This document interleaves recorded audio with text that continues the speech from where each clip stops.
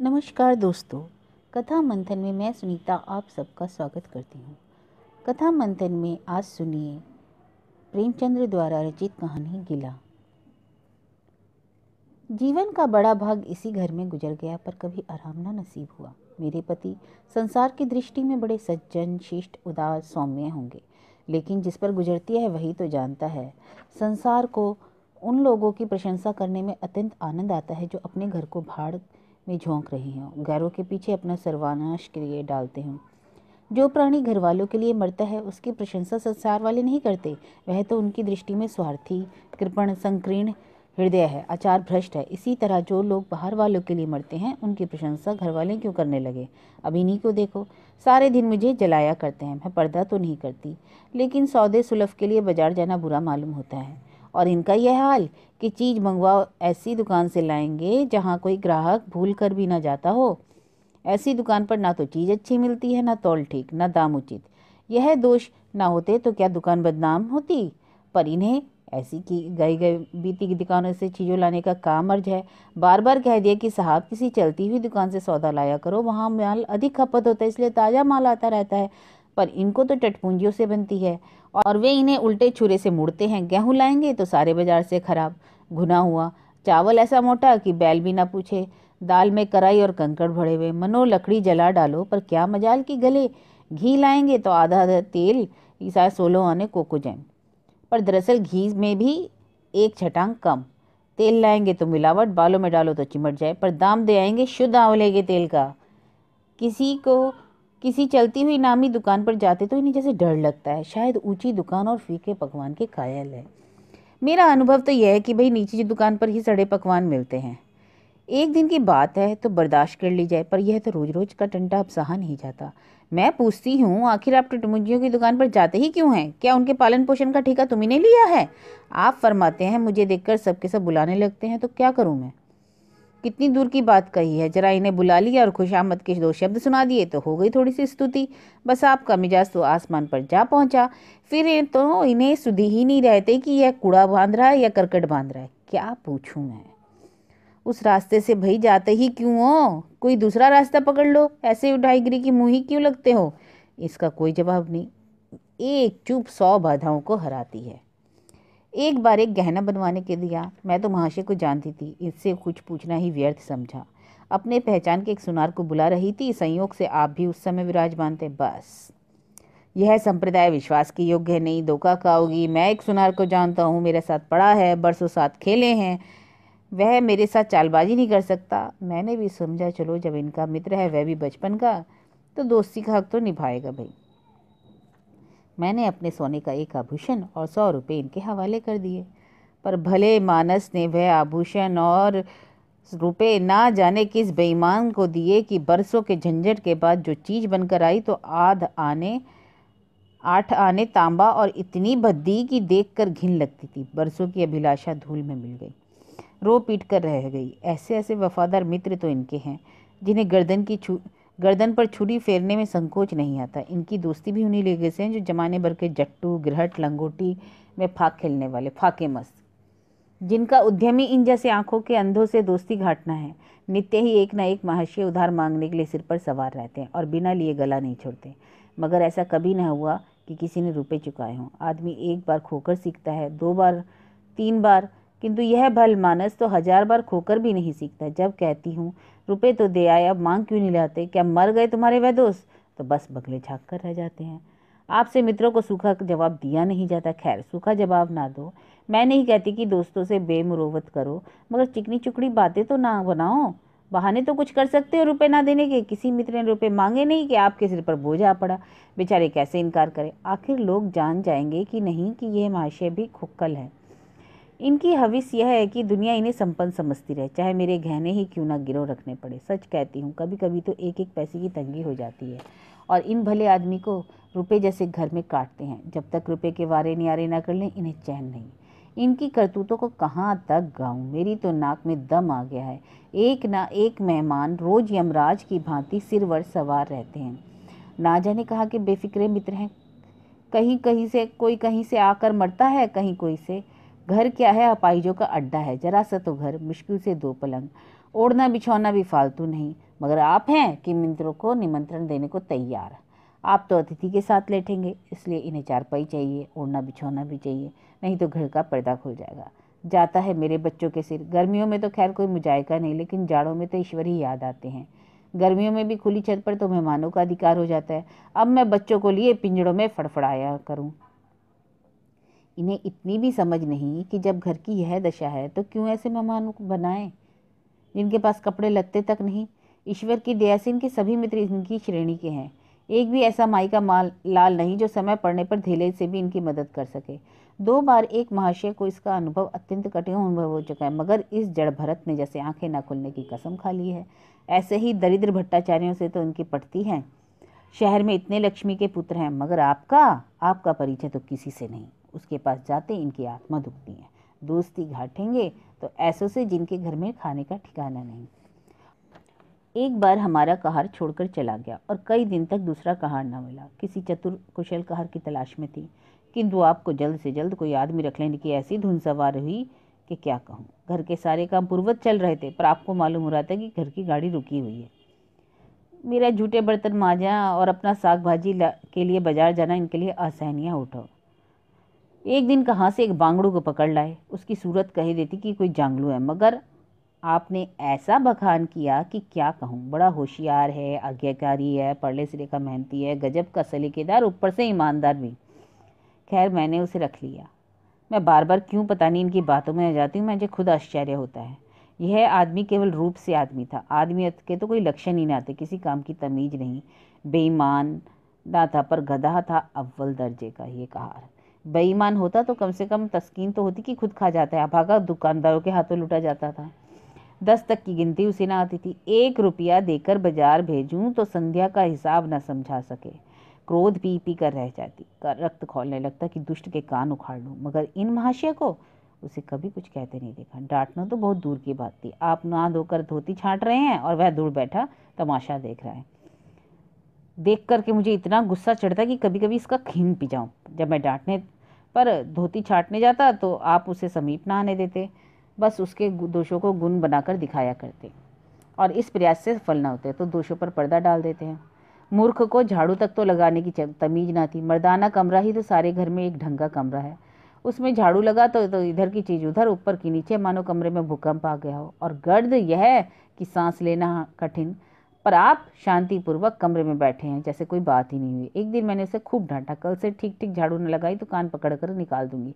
सवेरे उठकर उठी तो देखती हूँ कि कमरे में झाड़ू लगी है, हर एक चीज करीने से रखी है, गर्द गुबार का नाम नहीं।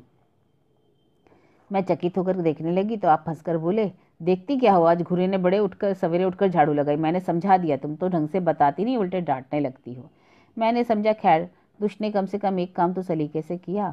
अब रोज मुझे साफ सुथरा कमरा मिलता। घुरे मेरी दृष्टि में विश्वासी बनने लगा। संयोग की बात, एक दिन मैं जरा मालूम से सवेरे उठ बैठी और कमरे में आई तो क्या देखती हूँ कि घूरे द्वार पर खड़ा है और आप तन मन धन से कमरे में झाड़ू लगा रहे हैं। मेरी आंखों में खून उतर आया। उनके हाथ से झाड़ू छीनकर घूरे के सिर पर जमा दी। हरामखोर को उसी दम निकालकर बाहर किया। आप फरमाने लगे, उसका महीना तो चुका दो, बाहर ही समझ। एक तो काम ना करे, उस पर आंखें दिखाए, उस पर पूरी मजूरी भी चुका दो। मैंने एक कौड़ी भी ना दी। एक कुर्ता दिया था वह भी छीन लिया। इस पर जड़ भरत महाशय मुझसे कई दिन रूठे रहे, घर छोड़कर भागे जाते थे, बड़ी मुश्किलों से रुके। ऐसे ऐसे भूंदू संसार में पड़े हैं। मैं ना होती तो शायद अब तक इन्हें किसी ने बाजार में बेच दिया होता। खैर इनके तो एक एक किस्से सुनाऊं तो बस आप भी अपने सर पे हाथ दे लें। एक बार की और बात बताती हूँ। एक दिन मेहतर ने उतारे कपड़ों का सवाल किया। इस बेकारी के ज़माने में फालतू कपड़े तो शायद पुलिस वालों या रईसों के घर में हों। मेरे घर में तो बस मामूली जरूरी भर के कपड़े भी पूरे नहीं पड़ते हैं। कल जाड़ों के कपड़े बनवाने की नौबत ही ना आई। पैसे नहीं थे तो कपड़े कैसे बनाते। मेहतर को साफ जवाब दे दिया। कड़ाके का जाड़ा पड़ रहा था। इसका अनुभव मुझे कम ना था। गरीबों को क्या बीत रही होगी इसका मुझे भी ज्ञान था, लेकिन मेरे या आपके खेत करने से क्या होता है। खैर मैंने तो मेहतर को जवाब दे दिया। आपने क्या कष्ट किया कि अपना कोट उतार कर उसको भेंट कर दिया। मेरी देह में आग लग गई। इतनी दानशील नहीं हूँ कि दूसरों को खिलाकर आप सो रहूं। देवता के पास यही एक कोट था। आपको इसकी जरा चिंता नहीं हुई कि पहनेंगे क्या। यश के लोग मैंने जैसे बुद्धि हर लिया। मेहतर ने सलाम किया, दुआएं दी, अपनी राह लिया। कई दिन तक सर्दी में ठिठुरते रहे। प्रातःकाल घूमने जाया करते थे, बंद हो गया। ईश्वर ने उन्हें हृदय भी एक विचित्र का दिया है। फटे पुराने कपड़े पहनते भी जरा संकोच नहीं होता, पर मैं तो लाज के मारे गड़ जाती हूँ। कोई हंसता है तो हंसे इनकी बला से। अंत में मुझसे देखा न गया तो एक कोट बनवा दिया। जी तो जलता था कि खूब सर्दी खाने दूं, पर डरी कि कहीं बीमार पड़ जाए तो बुरा हो। आखिर काम तो उन्हीं को करना है। महाशय अपने दिल में समझते होंगे कि मैं कितना विनीत, कितना परोपकारी, शायद इन बातों पर गर्व हो, पर मैं इसे परोपकार नहीं समझती। जिस मेहतर को कोट दिया वो तो कई बार रात को शराब पीकर नशे में झूमता हुआ दिखाई देता है। क्या आपको तो दिखाई होगा, फिर भी दूसरों की विवेकहीनता की प्रवृत्ति का हम क्या करें। मगर आप विनीत और परोपकारी ही रहेंगे। अगर ये उदारता थोड़ी सी घर वालों के प्रति होती तो बात ही क्या थी। घर वालों को तो उसका अल्पांश भी मिलना नसीब नहीं होता। मेरी आज इतनी अवस्था बीत गई, पर इस भले आदमी ने कभी उपहार तक ना दिया। बेशक मैं जो चीज़ बाजार से मंगाऊं उसे लाने में इन्हें कोई आपत्ति नहीं होती, ना मैं लाती हूँ तो कभी आपत्ति करते हैं। पर शौक भी तो एक चीज़ होती है, मुझे भी तो उमंग होती है कि ये मुझे कुछ दें। यहाँ तक कि मैं जो कुछ इनके लिए लाती हूँ वहीं उसी चीज़ में ही संतुष्ट भी हो जाते हैं। और आदमियों को देखो तो स्त्री के लिए तरह तरह के गहने, भांति भांति के कपड़े, बच्चों के लिए मिठाइयाँ, खिलौने, पर ये कभी ना लाए हम लोगों के लिए, शपथ भी खा ली। इसलिए मैं तो इन्हें कृपण कहूँगी, आर्सिक कहूँगी, हृदय शून्य कहूँगी, उदार नहीं कह सकती।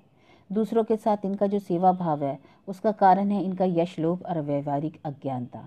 आपके विनय का यह हाल है कि जिस दफ्तर में आप नौकर हैं उनके किसी अधिकारी से आपका मेलजोल नहीं। अफसरों को सलाम करना तो आपकी नीति के विरुद्ध है।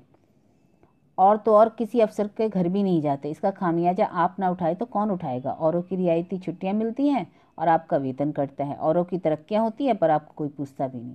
हाजिरी में 5 मिनट की अगर देर हो जाए तो जवाब पूछा जाता है। बेचारे जी तोड़कर काम करते हैं। कोई बड़ा कठिन काम आ जाता है तो इन्हीं के सर मड़ा जाता है। इन्हें जरा भी आपत्ति नहीं। दफ्तर में इन्हें घिस्सू पिस्सू आदि उपाधियाँ मिली हुई हैं, मगर इन्हें जरा सा भी लेश मात्र भी क्रोध नहीं आता। को कुटुंब सेवा का दावा है। आपके कई भाई भतीजे होते हैं, वह कभी इनकी बात भी नहीं पूछते और आप बराबर उनका मुंह ताकते रहते हैं। इनके एक भाई साहब आजकल तहसीलदार हैं। घर की मिल्कियत उन्हीं की निगरानी में है। ठाठ से रहते हैं, मोटर है, कई नौकर चाकर है, मगर यहाँ भूले से भी पत्र नहीं लगते। एक बार हमें रुपए की बड़ी तंगी हुई। मैंने कहा अपने भ्राता जी से क्यों नहीं मंगा लेते। कहने लगे उन्हें क्यों चिंता में डालूं, उन्हें भी तो अपना खर्चा है, कौन सी बचत हो जाती है। जब मैंने बहुत मजबूर किया तो पत्र लिखा आपने, पर मालूम नहीं पत्र में क्या लिखा। पत्र लिखा या मुझे चकमा दे दिया। रुपए ना आए थे, ना आने थे, ना आए। कई दिनों के बाद जब मैंने पूछा तो जवाब आया, श्रीमान के भाई साहब के दरबार से अपने रिष्ट होकर कहा अभी केवल 1 सप्ताह तो पहुंचा है, खत गए वे, जवाब आ सकता है। 1 सप्ताह और गुजरा मगर जवाब नदारद। अब आपका बात हाल यह हो गया कि मुझसे कुछ बातचीत करने का अवसर ही नहीं देते। इतने प्रसन्नचित नजर आते कि क्या कहूँ। बाहर से आते हैं तो खुश खुश, कोई ना कोई शुगफली है। मेरी खुशामद भी खूब हो रही है, मेरे मैके वालों की प्रशंसा भी खूब हो रही है। मेरे गृह प्रबंध का बखान भी असाधारण रीति से किया जा रहा है। मैं इस महाशय की सारी चाल समझ रही हूँ। यह सारी दिलजोई केवल इसलिए थी कि मैं श्रीमान के भाई साहब के विषय में कुछ ना पूछ बैठूं। खैर मैंने भी ये प्रसंग नहीं उठाया। खैर जब पूरे 2 सप्ताह गुजर गए तो मैंने पूछा क्या हुआ, तुम्हारे भाई साहब ने श्रीमुख से कुछ फरमाया या अभी तक पत्र नहीं पहुंचा। आखिर घर की जायदाद में हमारा भी तो हिस्सा है। 500 रुपये साल का नफा तो 10 साल पहले था, अब तो 1000 से कम ना होगा। पर हमें तो कभी कानी कौड़ी भी नहीं मिली। मोटे हिसाब से हमें 2000 मिलना चाहिए। 2000 ना हो तो 1000 तो हो, 500 250 कुछ तो हो। हाँ कम से कम अपने बीमा के प्रीमियम भर दें। तहसीलदार साहब की आमदनी हमारी आमदनी की चौगनी है, रिश्वतें भी लेते हैं तो भी उन्हें रुपए की कमी। पर ये इनको तो जू नहीं रहेंगी कान में। कहने लगे बेचारे घर की मरम्मत करवाते हैं, बंधु बांधवों का स्वागत सत्कार करते हैं, नातेदारियों को भेंट भाट देते हैं, कहाँ से लावे और कहाँ से हमारे पास भेजे। सुनकर मैं सन्न रह गई। वाह री बुद्धि, जायदाद इसलिए होती है कि उसकी कमाई उसी में खर्च हो जाए। इस भोले आदमी को तो बहाने गढ़ने भी नहीं आते। मैं पूछती हूँ, एक नहीं 1000 बता देते, एक से एक बढ़कर कह देते घर में आग लग गई, सब कुछ सुहा हो गया, चोरी हो गई, तिनका ना बचा, 10,000 का अनाज भरा था उसमें घाटा रहा। पर इन्होंने क्या मेरे को जो है बहाने बताए। मैं तकदीर ठोक कर बैठी रही। पड़ोस की एक महिला से रुपए कर्ज लिए तब जाकर काम चला। फिर भी आप भाई भतीजों की तारीफ के पुल बांधते हैं तो मेरे शरीर में आग लग जाती है। ऐसे कौरवों से तो ईश्वर बचाए। ईश्वर की दया से आपके 2 बच्चे, 2 बच्चियां भी हैं। ईश्वर की दया कहूँ या कोप, सबके सब उद्यमी, खुदा की पनाह। मगर क्या मजाल की है भोंदू किसी को कड़ी आंख से देखे। रात के 8 बज गए, युवराज अभी घूम कर नहीं आए। मैं घबरा रही हूँ, आप निश्चिंत बैठे अखबार पढ़ रहे हैं। झल्लाई जाती हूँ, अखबार छीन कर कहती हूँ, देखते नहीं लौंडा कहाँ गया। ना जाने तुम्हारा हृदय कितना कठोर है। ईश्वर ने तुम्हें संतान ही क्यों दी। पिता का पुत्र के साथ कुछ तो धर्म है। आप भी तो घर में हो जाते, अभी तक नहीं आया, बड़ा शैतान है। आज आएगा तो कान उखाड़ लेता हूँ।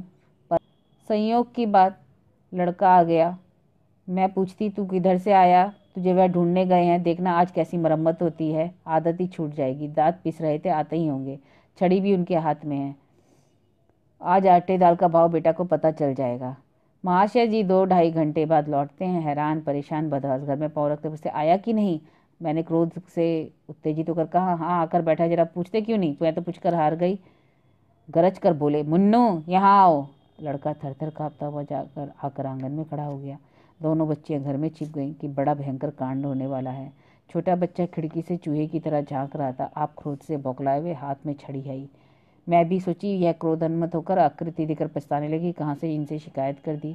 आप लड़के के पास जाते हैं, मगर छड़ी जमाने के बदले आहिस्ते से उसके कंधे पर हाथ रखकर बनावटी क्रोध से कहते हैं कहाँ गए थे, मना किया था ना, ऐसे नहीं जाते, मानते नहीं। खबरदार, जो कभी इतनी देर करी आदमी शाम को घर चला आता है, मटर गश्ती नहीं करते। मैं समझ रही थी कि यह भूमिका है, विषय अब आएगा। भूमिका तो बुरी नहीं, लेकिन यहाँ तो भूमिका पर इति हो जाती है। बस क्रोध शांत, बिल्कुल ऐसे जैसे कुआर की घटा घेर घार हुआ। काले बादल आए, गड़गड़ाहट हुई, गिरी क्या 4 बूंदे। लड़का अपने कमरे में चला जाता और शायद खुशी से नाचने लगता है। मैं पराभूत होकर कहती हूँ तुम तो जैसे डर गए, भला 2-4 तमाचे लगाए होते। इसी तरह तो लड़के शेर हो जाते हैं। पता है क्या बोले? बोले सुना नहीं मैंने कितने जोर से डांटा, बच्चा की जान ही निकल गई होगी, देख लेना जो फिर इधर से देर से आए। तुमने डांटा या आंसू पहुँचे? मैंने तुम्हारी डांट भी सुन ली। लाओ अब तुम्हारा गला सहला दूँ। शायद लोगों के कान भरे हुए होंगे इस डांट को सुनकर। अब मैं इनको क्या कहूँ। ये तो खैर छोटी मोटी बातें हुई, पर जब गुस्सा तो तब आया जब कन्या के विवाह का समय आया। पिछले साल कन्या का विवाह था और इन्हें जितने की दहेज के नाम पर कानी कौड़ी भी किसी नहीं देंगे, चाहे कन्या आजीवन कुंवारी क्यों ना बैठी रहे। पर समाज की यह व्यवस्था कायम है और युवती कन्या का अविवाहित रहना निंदास्पद है। तब तक यह प्रार्थना मिटने की नहीं है।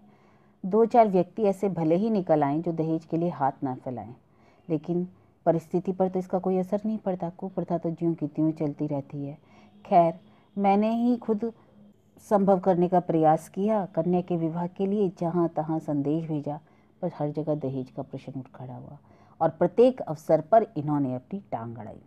जब इस तरह पूरा साल गुजर गया और कन्या को 17वां लग गया तो मैंने एक जगह बात पक्की कर ली।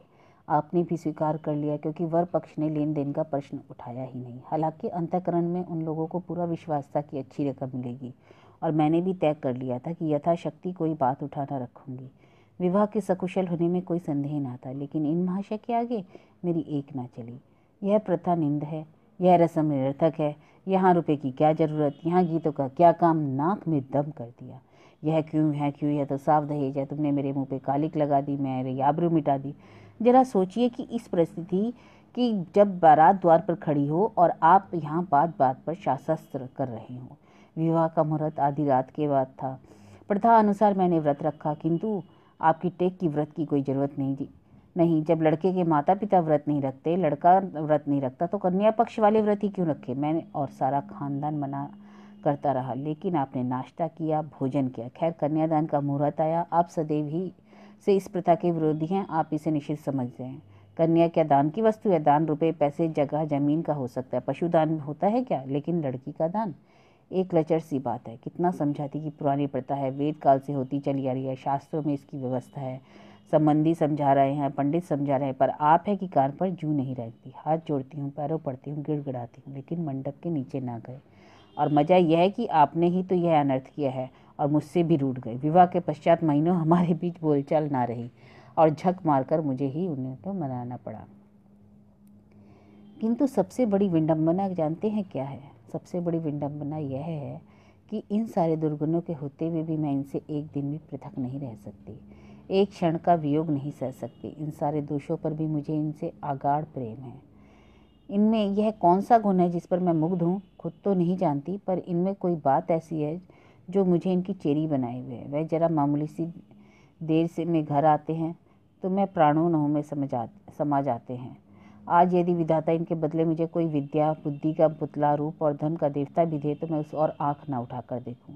यह धर्म की बेड़ी नहीं, कदापि नहीं, प्रथागत पतिव्रत भी नहीं, बल्कि हम दोनों की प्रकृति में कुछ ऐसी क्षमताएं और व्यवस्थाएं उत्पन्न हो गई हैं मानो किसी मशीन के कल पुर्जे घिस घिस कर फिट हो गए हों और एक पुर्जे की जगह दूसरा काम न दे, चाहे वह पहले से कितना ही सुडौल, नया, सुदृढ़ क्यों न हो। जाने हुए रास्ते पे हम निशंक आंखें बंद किए चले जाते हैं। उसकी ऊंच नीच, मोड़, घुमाव सब हमारी आंखों में समाये रहते हैं। अनजान रास्ते पर चलना कितना कष्टप्रद होगा। शायद आज मैं इनके दोषों को गुणों में से बदलने पर भी तैयार न होंगी और मुझे ये ऐसे ही स्वीकार है।